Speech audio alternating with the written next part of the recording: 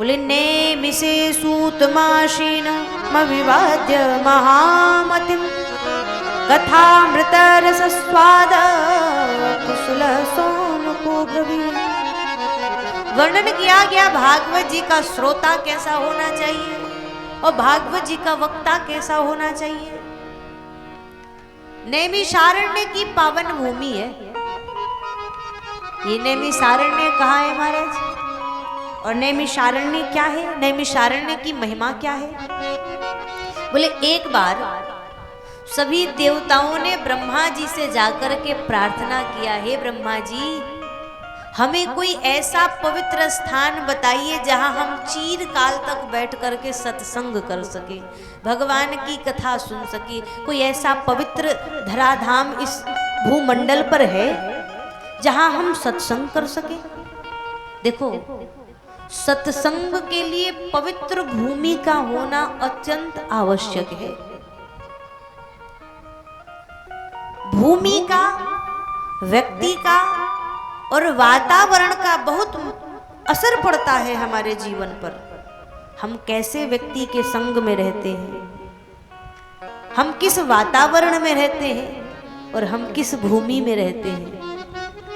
आप अपने टिकरी बाजार में रहो तो यहाँ का वातावरण और इसी समय आप अयोध्या चले जाओ वहाँ का वातावरण बहुत अंतर मिलेगा। टिकरी बाजार में कुछ प्रपंच करने वाले लोग भी आपको मिलेंगे, लेकिन अयोध्या जाओगे तो सबसे पहले तो आपको राधे राधे करने वाले मिलेंगे, जय सिया राम करने वाले मिलेंगे। बोले वहां जाते ही आपके कान में सबसे पहले राम नाम का धुन सुनाई पड़ेगा, सीताराम धुन सुनाई पड़ेगा, सरयू जी का दर्शन होगा, हनुमान जी का दर्शन होगा, कनक भवन में विराजमान कनक भवन बिहारी बिहारणी जी का दर्शन होगा। वहां आप जाओगे तो दिव्य भव्य मंदिर में विराजमान श्री राम लला का दर्शन होगा। बोले वहां जाते ही माहौल आपका बदल जाएगा, वातावरण बदल जाएगा, और जब वातावरण बदलता है तो फिर वहां भजन करने की इच्छा होती है। बहुत असर पड़ता है महाराज माहौल का। कथा तो एक ही है, लेकिन कभी कभी अच्छे श्रोताओं को प्राप्त करके कथा की महिमा बढ़ जाती है। लेकिन जब तीर्थ स्थान को प्राप्त करती है गंगा जी तो गंगा की महिमा बढ़ जाती है। वही गंगा लखनऊ में भी बहती है, कानपुर में भी बहती है, उतनी महिमा नहीं है। लेकिन वही गंगा जब काशी में प्रवाहित होती है, वही गंगा हरिद्वार में प्रवाहित होती है तो महिमा बढ़ जाती है उस गंगा की। तो माहौल का बहुत बड़ा असर पड़ता है।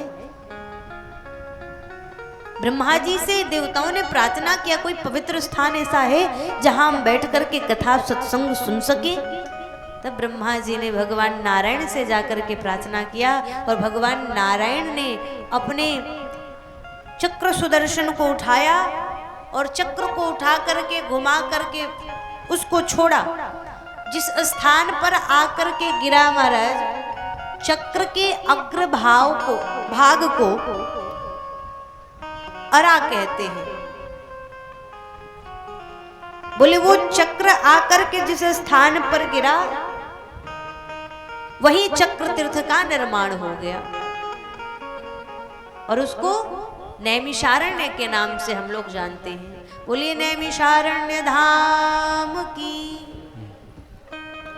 तो नैमिषारण्य बड़ा पवित्र स्थान है, यहाँ भागवत जी की कथा सुनने की बड़ी महिमा है। सबसे पहले तो कथा के लिए स्थान पवित्र होना चाहिए। कैसा स्थान?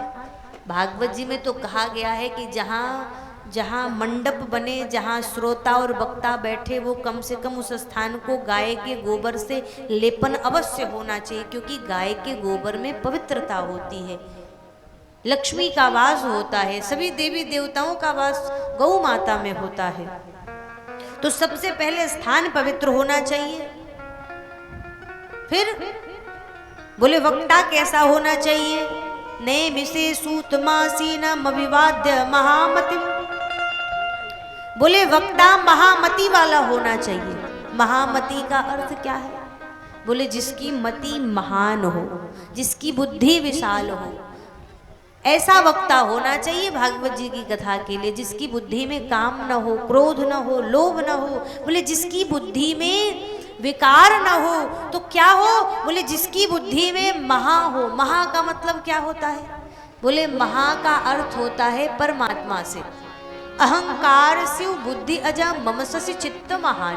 भगवान का एक नाम महान भी है।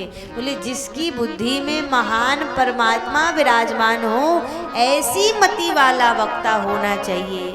जिसकी बुद्धि में संसार नहीं, जिसकी मति में संसार नहीं, बल्कि जिसकी मति में परमात्मा हो, ऐसी मति वाला कोई वक्ता होना चाहिए।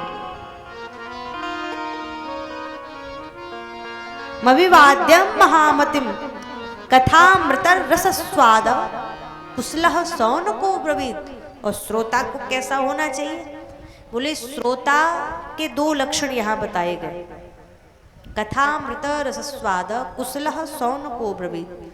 श्रोता को विवेकी होना चाहिए, श्रोता को बोले कुशल होना चाहिए। कथा क्या है? बोले अमृत है। और इस कथा रूपी अमृत का पान करने के लिए श्रोता भी दो प्रकार के होने चाहिए। विवेकी होने चाहिए और कुशल होने चाहिए, विनम्र होने चाहिए श्रोता।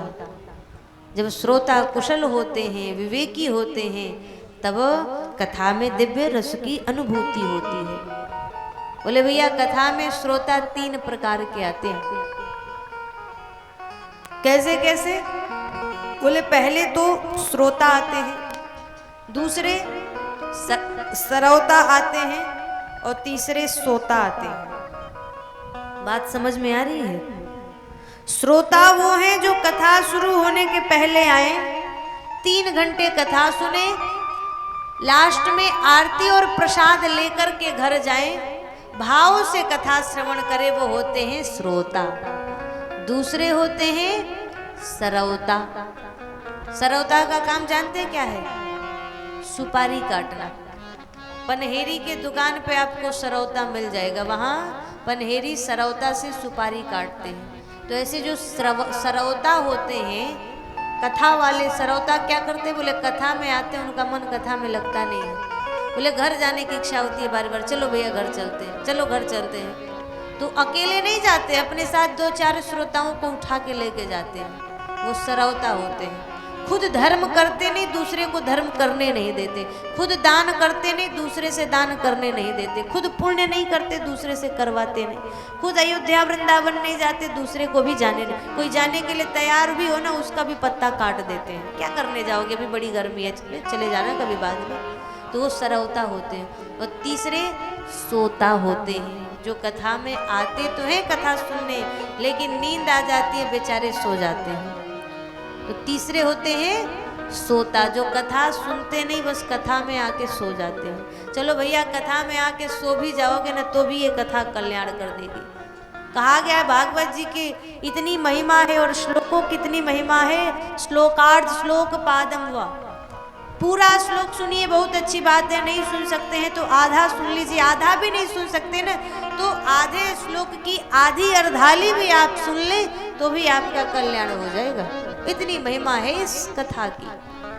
आकर के बैठ भी जाओगे ना, तो भी ये कथा कल्याण कर देगी। बस शर्त इतना होना चाहिए, भाव से उनका नाम लेते हुए भगवान की कथा को श्रवण करिए।